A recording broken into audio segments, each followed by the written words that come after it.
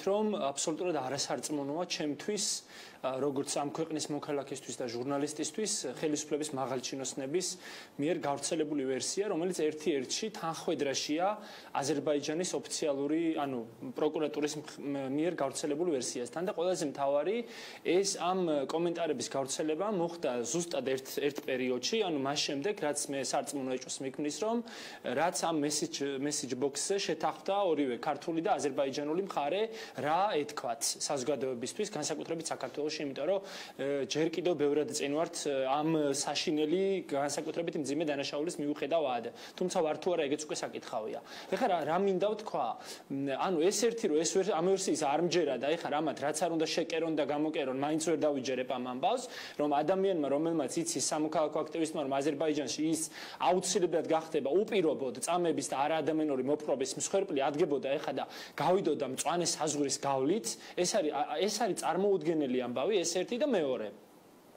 რეალურად რჩება ორი ვერსია, ხო, რომ ვივარაუდოთ. ერთი რომ აზერბაიჯანული სპეცსამსახურების დაკვეთით ან მათი მონაწილეობით მოხდა თბილისში ამ ადამიანის გატაცება, თბილისში დაკავება და გატაცება და საზღვარზე ყოველგვარი დოკუმენტაციის, კანონით დადგენილი წესის უხეში დარღვევით გაყვანა და მეორე რომ საქართველოს ხელისუფლების, საქართველოს ქართულმა სპეცსამსახურებმა დააკავეს და გადასცეს რაღაც ნეიტრალურ ზონაში უკვე სასაზღვრო პერიმეტრში აზერბაიჯანულ ძალებს. ეხლა თუ ორივე არის ერთნაირად მძიმე, მე ჩემთვის მაგალითად კიდევ ერთხელ აღნიშნავ, ერთი ვერსიაც ძალიან მძიმეა ამ ხელისუფლებისთვის და ამ ქვეყნისთვის და სახელმწიფოსთვის და მეორეც, აქ გადაწონვა რომელი უფრო მსუბუქია და რომელი მძიმე ფაქტობრივად შეუძლებელია.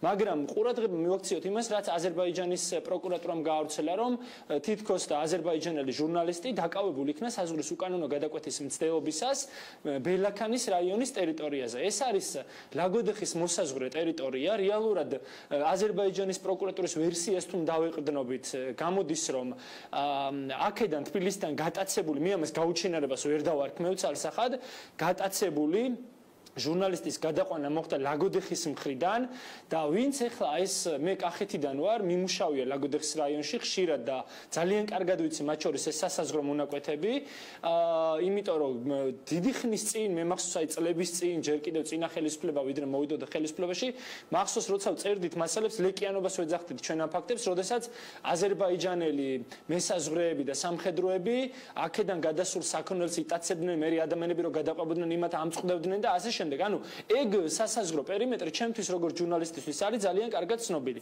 ჯერ ერთი რომ ასე მარტივად იქ ამის გადალახვა, რასაც გულისხმობს გომელაური თავის კომენტარში, რომ მწვანე საზღვრის გადაკვეთით მოხდა თითქოს მისი გადასვლა.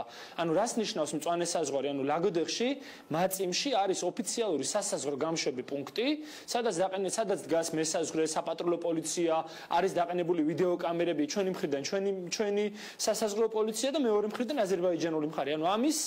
ამ სასაზღვროს გვერდის სავლით ეძახიან მწვანე საზღვარს, სადაც კი არის საზღვარი, მით უმეტეს საზღვრის ეს მონაკვეთი საქართველოს-აზერბაიჯანს შორის არის დემარკირებული და წესით ესე დაუცველი არ უნდა იყოს, ან რაღაც დაცვის მექანიზმები უნდა გქონდეთ, აბა ესე ყველა შეუძლია გადავიდეს, გადმოვიდეს და დანაშაული ჩაიდინოს. მაშინ როგორ ვაკონტროლებთ ამ სასაზღვრო უსაფრთხოების ნაწილში? მაგრამ დავუბრუნდები ისევ იმას, რისით თქმაც მინდოდა, რომ იქ არის დასახლებული ტერიტორია, მაწიმი, სოფელი დიდი, იქ ძალიან რთულია უცხო ადამიანი შევიდეს და ესე პირდაპირ სასაზღვრო ზონა გადალახოს. მეორე რომ ეხლა მთაში იყო ძალიან ძლიერი წვიმები, კოკისპირული წვიმები და ყველა მდინარე, რომელიც კი მთიდან მოდის, მათ შორის ალაზანი და მაწიმისხევი, რომელიც ამ სასაზღვრო გამყოფი მდინარეა, არის ადიდებული, ძალიან რთულია ეხლა ფეხით ადამიანმა ესე გადალახოს და გადავიდეს აზერბაიჯანის მხარეს. მე მრჩება შთაბეჭდილება აი ამ გარემოებებიდან გამომდინარე, რომ არავითარი მწვანე საზღვარი და რაღაც არ ყოფილა, თორე ესეც გაირკვევა მინიმუმ რამდენიმე დღეში, როგორ მოხდა ამ ადამიანის